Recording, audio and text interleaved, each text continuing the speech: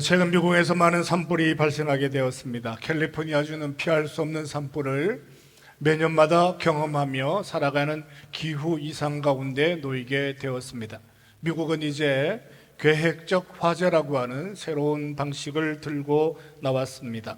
한마디로 정의하면 산불의 방향을 예측해서 30분, 60분, 120분, 190분마다 산불의 진행 방향에 미리 산불을 놓아서 산불을 해결하겠다라고 하는 전략적 화제이기도 합니다. 미래를 예측하고 거기에 무엇인가 조치를 취한다는 것은 언제나 고도의 전문성을 요구하기도 합니다. 그런가 하면 우리나라 산불은 언제나 초동 대응에 가장 중요한 중심을 두고 있습니다. 30분 안에 신고를 하고 1시간 안에 현장에 헬기가 투입되면 산불이 해결될 것을 기대하고 살아갑니다. 산에 나무가 많지 않을 때는 헬기가 한 대 동원되면 금방 불이 진화되는 세상이 되기도 했습니다. 이제 산이 달라졌습니다. 산은 울창한 숲으로 변했습니다. 30분 되기 전에, 1시간 되기 전에 수많은 울창한 숲이 불타는 세상을 만나게 되었는데 여전히 30분 안에 진화의 현장에 도착하는 것으로 문제를 해결할 수 있을까요? 핵가족이 되었습니다. 단순한 가족이 되었습니다. 단순할 것만 같고 핵가족일 것만 같은데 21세기를 살아가는 우리의 가정은 훨씬 더 많은 문제들을 만들어내고 있습니다. 이 복잡한 가정 속에서 여전히 그때 했던 것처럼 살아가는 삶은 우리의 인생의 문제들의 풍요를 해결할 수 있을까요? 오늘 아브라함이 살아가는 삶 현장에서 만났던 가장 어려운 문제 중에 하나를 가족과 함께 해결하고 살아가는 은혜에 대하여 추적해 보려고 합니다. 우리가 읽었던 본문의 말씀 2절을 다시 한번 보시기 바랍니다. 여호와께서 이르시되, 같이 읽읍시다. 시작. 여호와께서 이르시되 내 아들 내 사랑하는 독자 이삭을 데리고 모리아 땅으로 가서 내가 내게 일러준 한 산 거기서 그를 번제로 드리라. 현실적으로 이런 일들이 가능할 것인가 물어보고 싶을 정도로 하나님은 아브라함에게 어려운 숙제를 내셨습니다. 1절은 이것을 시험이라고 표현하고 사도 바울은 감당할 만한 시험이라고 했습니다. 아브라함은 이제 이 문제를 해결하기 위해서 아들과 함께 먼 길을 떠나야만 합니다. 전적으로 하나님을 신뢰하고 살아가는 삶의 자리에서 하나님은 어떤 하나님으로 찾아오실까요? 하나님을 신뢰하고 살아가는 삶이라고 해서 모든 사람에게 쉬운 것은 아니었죠. 아브라함은 일찍이 창세기 12장에서 떠나라, 가라 하는 명령을 받았을 때에 본토 친척 아버지 집을 떠나는 사람이기도 했습니다. 오늘 가라 말씀하셨을 때 아브라함은 어떤 선택을 가지고 떠나야 할까요? 그때 떠난 것이 엊그제만 같은데 벌써 나이가 100살이 지났습니다. 아무것도 없이 떠난 것 같은데 일가를 이루고 가정을 이루게 되었습니다. 함께 떠났던 롯이 떠났습니다. 바로 앞에 있는 21장에 보면 이스마엘과 하갈이 그를 떠났습니다. 이제 의지할 만한 사람은 두 사람 남게 되었는데 한 사람은 아내인 사라이고 또 한 사람은 그의 아들 이삭입니다. 하나님이 어느 날 찾아오셔서 너의 사랑하는 아들이라고 표현하십니다. 하나님이 이렇게 말씀하시는 거예요. 내 아들, 내가 너에게 100살의 기적처럼 준 내 아들을 나에게 바쳐라 말씀하시는 것이 아니라 너의 아들, 너의 사랑하는, 네가 사랑하는 너의 독자 이삭을 내게 바쳐라 말씀하셨습니다.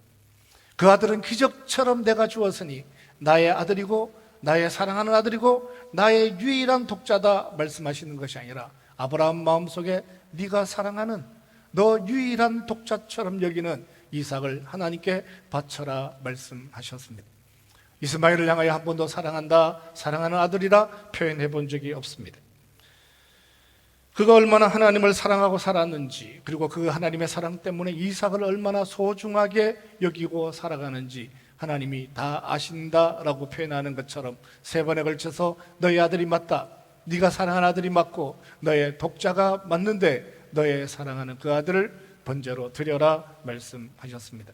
아들을 번제로 드리는 것 생각보다 쉽지 않죠. 이럴 수가 없습니다.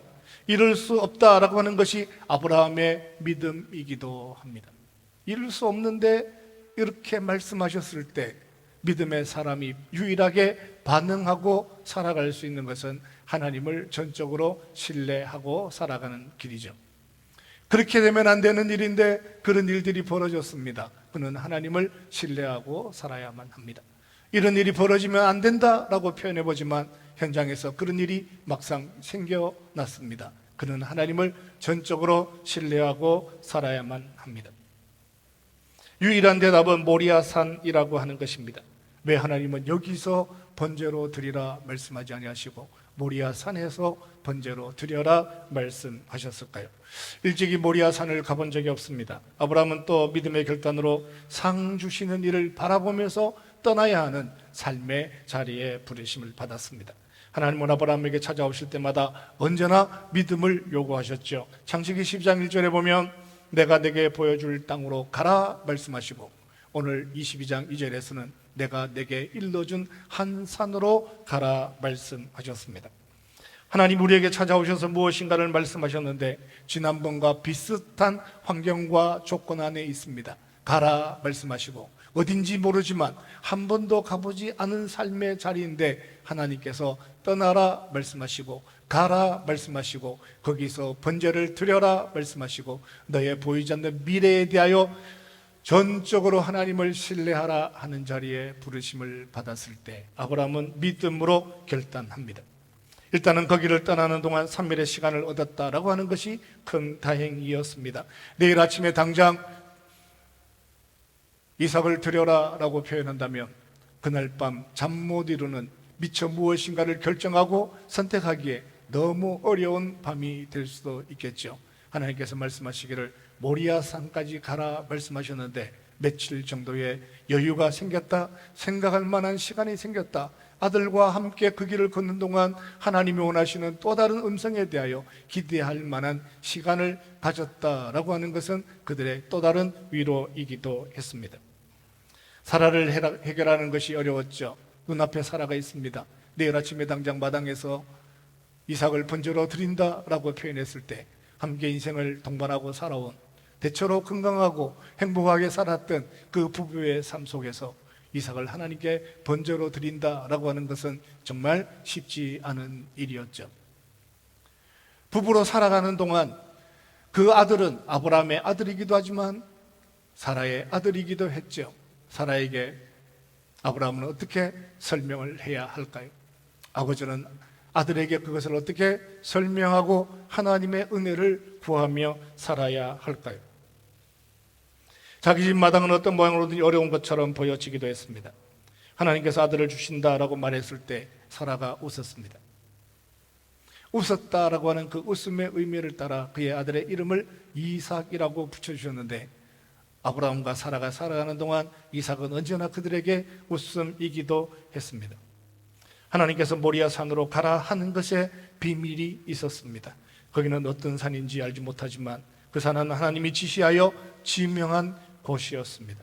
이제 우리가 알고 보니까 그곳은 예루살렘 성전이 세워져야 할 산이고 그곳은 솔로몬의 성전이 있어야 하는 그곳이고 21세기 지금도 성지순례를 떠나면 예루살렘에서 성전을 만나야 하는 그 자리가 모리아 산이기도 했습니다.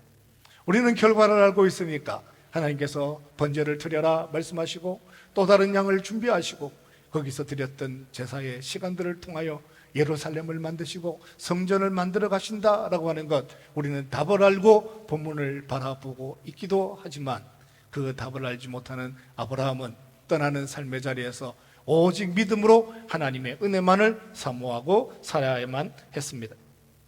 아브라함은 사라에게 침묵했습니다. 상의하여 해결될 만한 일들이 아니었죠. 아들과 함께 모리아산으로 가서 하나님께 번제를 드리고 돌아올 것이다 라고 하는 믿음의 확신이 있었습니다. 우리가 늘 믿음으로 살아야 하는 유일한 이유가 있다면 하나님이 무엇인가 말씀하셨다면 그것은 언제나 믿음으로 응답하여야 하고 그 믿음만이 하나님의 복을 경험하게 된다라고 하는 사실입니다. 사랑하는 성도 여러분, 인생의 여정을 걸어가는 동안 어떤 풀기 어려운, 감당하기 어려운 삶의 우여곡절을 만난다 할지라도 하나님의 말씀을 들었다면 들으신 그곳에서 믿음으로 반응하고 살아갈 수 있는 은혜의 사람들이 될 수 있기를 주님의 이름으로 축원합니다. 할렐루야. 옆 사람과 격려하고 축복합시다. 사랑합니다. 축복합니다. 믿음으로 반응하겠습니다. 노아는 하나님의 음성을 들었습니다. 하나님 말씀하시는 거예요. 비로 물로 세상을 심판하시겠다 말씀하셨을 때 그는 그는 꼭대기에 산 꼭대기에 배를 만들면서 100년의 시간을 살아야만 했습니다. 못 들었다면, 하나님 음성을 듣지를 못했다면 당연히 감당하기 어려웠죠. 그러나 들었다면 믿음으로 반응한 것은 많이 노아의 유일한 해답이기도 했습니다. 사도 바울이 인생을 살아가는 동안 다메섹 도상에서 예수 그리스도의 음성을 들었습니다. 왜 나를 핍박하느냐라고 하는 음성을 듣고 그는 평생을 살아가는 모든 삶의 자리에서 반응하고 살아야 되는 모든 것은 언제나 믿음에 관한 것이기도 했습니다. 라합은 믿음으로 하나님을 만난 이후에 평생을 살아가는 동안 그가 감당하고 살아야 되는 모든 삶의 자리는 믿음으로 선택해야만 되는 삶이기도 했습니다. 다윗이 하나님의 은혜 속에 부르심을 받아 기름 부으심을 받고 3번의 기름 부으심을 받았지만 평생을 살아가는 동안 끝까지 붙잡고 살아야 하는 삶은 자기 의에 관한 것이 아니라 하나님이 이루실 일들에 대하여 신뢰하고 살아가는 믿음이었다라고 말씀합니다. 사랑하는 성도 여러분, 하나님의 부르심 앞에서 언제나 믿음으로 반응하는 은혜의 사람들이 되시기를 주님의 이름으로 축원합니다. 특별히 받아들이기로 어려운 문제를 만난다 할지라도 가장 소중한 것은 그 자리를 믿음으로 지켜간다라고 하는 거예요. 모두에게 쉬운 것은 아니지만 적어도 하나님 우리에게 무엇인가를 말씀하셨다면 자기에게 말씀하신 것을 믿음으로 지켜가야만 합니다. 3절에 보면 이렇게 표현했습니다. 아브라함이 아침에 일찍이 일어나 나귀의 안장을 지우고 같이 읍시다. 시작. 아브라함이 아침에 일찍이 일어나 나귀의 안장을 지우고 두 종과 그의 아들 이삭을 데리고 번제에 쓸 나무를 쪼개어 가지고 떠나 하나님이 자기에게 일러주신 곳으로 가더니 아브라함은 일찍이 믿음이 좋은 사람이었습니다. 이삭은 이제 역사의 현장에 처음 참여하게 되죠. 역사의 처음 현장에 참여하게 되는데 이삭은 지금까지 침묵하는 사람이었습니다. 하나님은 아브라함에게 명령하시고 그 명령을 따라 아브라함은 순종하는 삶을 살아갑니다. 거기에 초대받은 이삭은 말할 기회가 없었죠. 하나님은 너희 집에 있는 모든 남자들에게 할례를 베풀어라 얘기했는데 아브라함은 그의 이야기를 듣고 순종하여 할례를 자녀들에게 베풀었는데 아브라함이 그 할례를 하는 동안 이삭이 할 만한 이야기가 없었습니다. 아무 말 없이 참여하는 거예요. 하나님이 명령하셨습니다. 아브라함은 순종합니다. 하나님이 말씀하셨습니다. 아버지가 순종합니다. 아버지의 그 순종에 이삭은 어떤 말도 없이 침묵으로 참여하는 것이 은혜를 공유하고 살아가는 삶의 현실이기도 했습니다. 아브라함은 아침 일찍 일어나 나귀의 안장을 지우고 두 종과 아들을 데리고 떠나갑니다. 재미있는 것은 번제에 쓸 나무를 준비하고 떠났다라고 하는 사실입니다. 산으로 갑니다. 산이라고 하는 것은 나무가 있는 곳이잖아요. 적어도 모리아 산이다라고 표현했을 때 산에는 나무 있겠죠. 그 정도 번제 드릴 만한 나무가 존재하지 않는 산이 있을까라고 생각해 본다면 아브라함은 모든 것을 준비하고 난 다음에 두 종을 준비하고 나귀의 안장을 지우고 떠나기 직전에 나무를 준비하여 번제에 드릴 나무를 준비하고 떠나게 됩니다. 차라리 번제에 쓸 나무를 준비하지 않았다면 아들의 마음은 편했을까요? 아브라함의 마음은 편했을까요? 이번 여정에 대하여 침묵하고 3일을 떠나야 되는데 힌트라도 보이지 않는 것이, 번제의 나무를 보이지 않는 것이 오히려 도움이 될까요? 그들에게는 방해가 될 수 있을까요? 어디를 떠나야 하는데 아버지와 아들이 동행하게 되었습니다. 행복한 여정일 수도 있습니다. 두 종들이 함께 나섰으니 안전한 여행이 될 가능성이 많습니다. 무사처럼 그들을 안전하게 지켜줄 것입니다. 며칠을 걸어야 하는지, 얼마를 가야 하는지, 어디를 가야 하는지 아는 것이 하나도 없습니다. 침묵함으로 3일 길을 걸어갑니다. 아버지와 함께 길을 걷는 동안 어떤 말을 해야 할지 잘 몰랐습니다. 사흘 길을 걸었으니 9끼의 식사를 했습니다. 밥을 먹을 때마다 식탁에 앉아있지만 무엇인가를 말해야 되는데 할 말이 무엇인지를 잘 몰랐습니다. 아버지는 평소처럼 친절했습니다. 종들은 부지런했죠. 몇 번의 밥을 먹는 동안 이상한 것은 나귀의 실은 나무를 사용하지 않는다라고 하는 거예요. 나귀의 실은 나무를 사용하지 않으면서 주변에 있는 어떤 나무들을 구해서 밥을 먹을지언정 나귀에 실려진 나무 사용하지 않는 것이 이상하기도 했습니다. 이삭의 마음에는 그 나무를 왜 소중하게 다룰까라고 하는 생각이 들었죠. 묻고 싶었지만 물을 수 없는 것이 살아가는 삶의 자리이기도 합니다. 필요하면 사용하고 가는 길에 또 나무를 만나면 또 나무를 준비해서 걸어가는 길이 아니었습니다. 집에서 장만한 나무를 끝까지 지켜가는 그 이유가 도대체 무엇일까? 오랫동안 궁금하고 침묵을 지켜냈는데 드디어 아들이 아버지에게 이렇게 묻습니다. 7절, 그것은 이삭이 세상에 태어나서 처음으로 하는 말이기도 했습니다. 이삭이 그 아버지 아브라함에게 말하여 이르되, 같이 갑시다. 시작. 이삭이 그 아버지 아브라함에게 말하여 이르되 내 아버지여 하니 그가 이르되 내 아들아 내가 여기 있노라. 이삭이 이르되 불과 나무는 있거니와 번제할 어린 양은 어디 있나이까. 이보다 어색한 대화가 있을까요? 아버지와 아들의 대화는 언제나 이렇게 어색하기도 합니다. 아버지여, 아들아, 이렇게 표현하는. 그가 묻습니다. 번제할 나무는 있는데 어린 양은 어디에 있습니까? 라고 하는 것이 이삭이 살아가는 첫 번째 질문이기도 했습니다. 그의 나이가 15세가 되었든지 20세가 넘는 청년이 되었든지 아버지와 함께 대화하는데 첫 번째 질문은 번제할 나무는 있는데 재물은 어디에 있습니까? 라고 아들이 물었습니다. 왜 나무를 아끼는지 알게 되었습니다. 그것은 처음부터 번제를 위하여 구별된 것이었습니다. 그 나무를 소중하게 여기는 것은 번제를 드릴 때마다 아버지가 늘 그렇게 해 오셨기 때문이었습니다.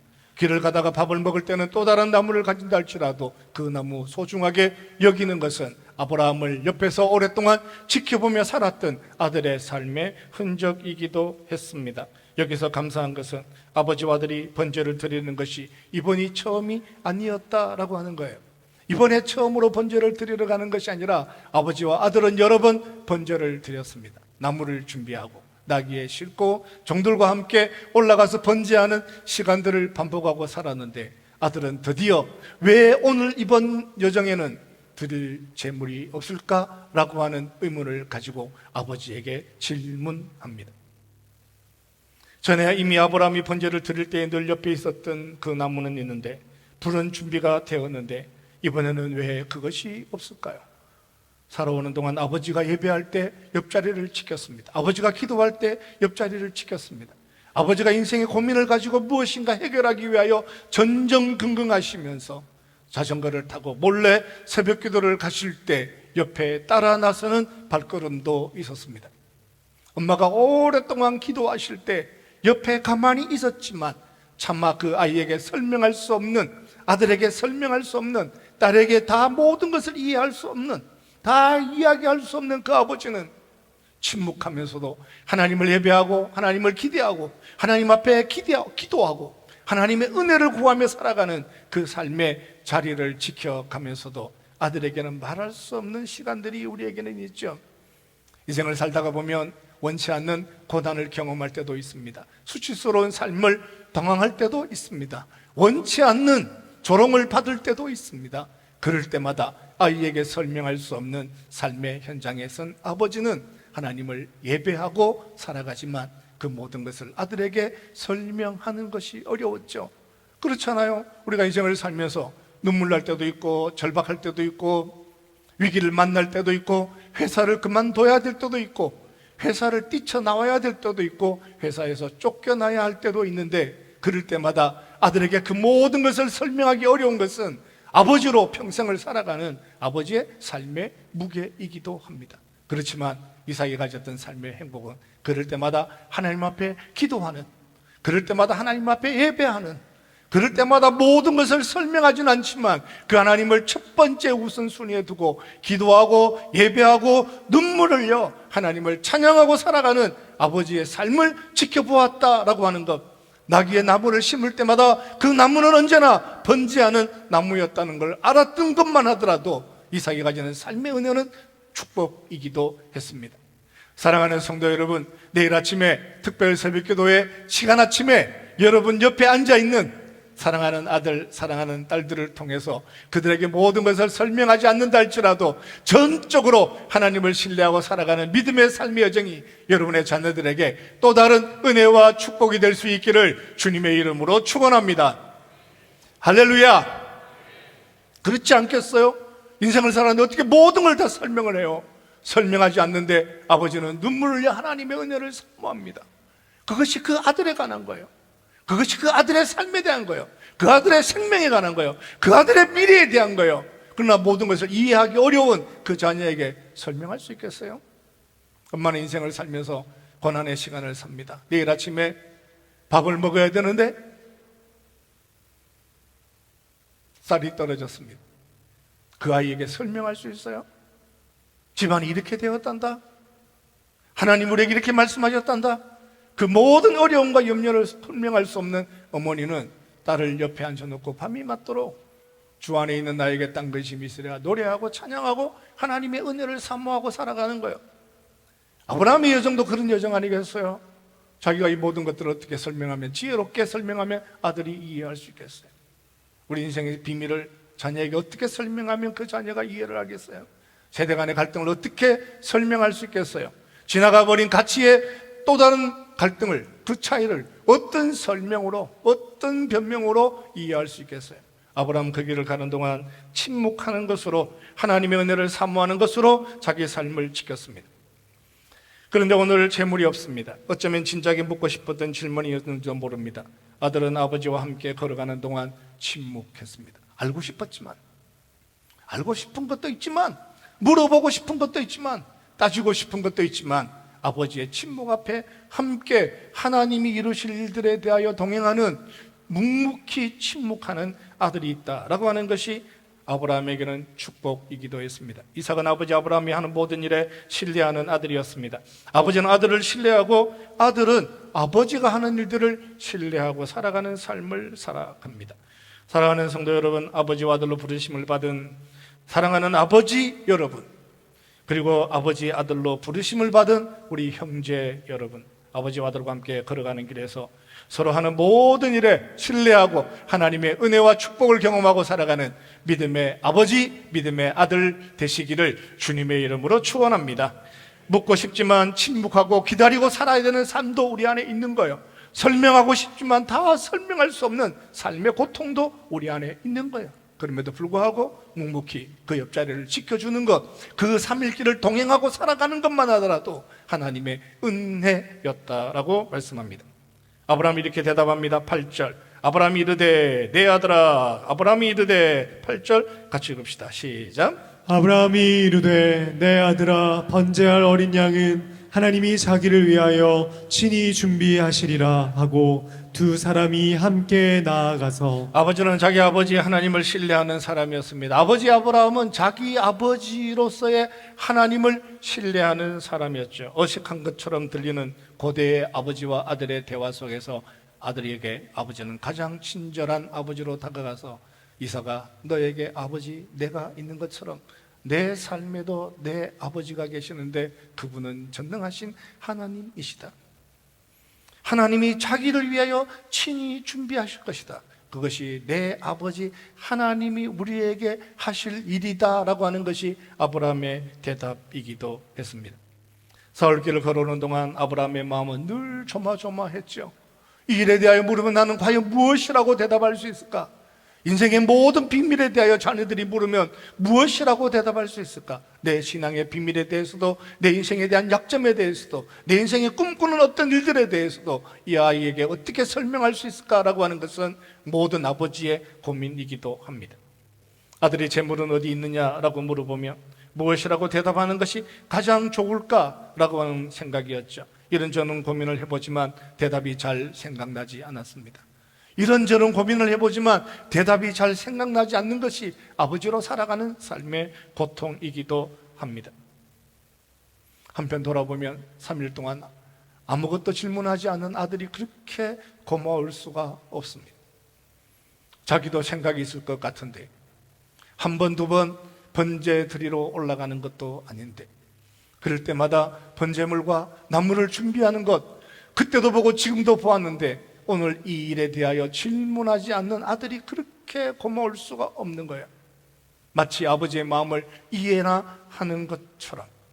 이제 드디어 사흘길을 다 걸어서 모리아 산 앞에 서게 되었는데 질문을 합니다. 아버지, 도대체 번제 드릴 재물은 어디에 있습니까? 라고 물었을 때 아브라함은 그의 아버지를 신뢰하고 우리의 아버지, 나의 아버지, 너에게 아버지가 있는 것처럼 나에게도 아버지가 있는데 그 아버지는 자기를 위하여 친히 재물을 준비하시는 전능하신 하나님이시다.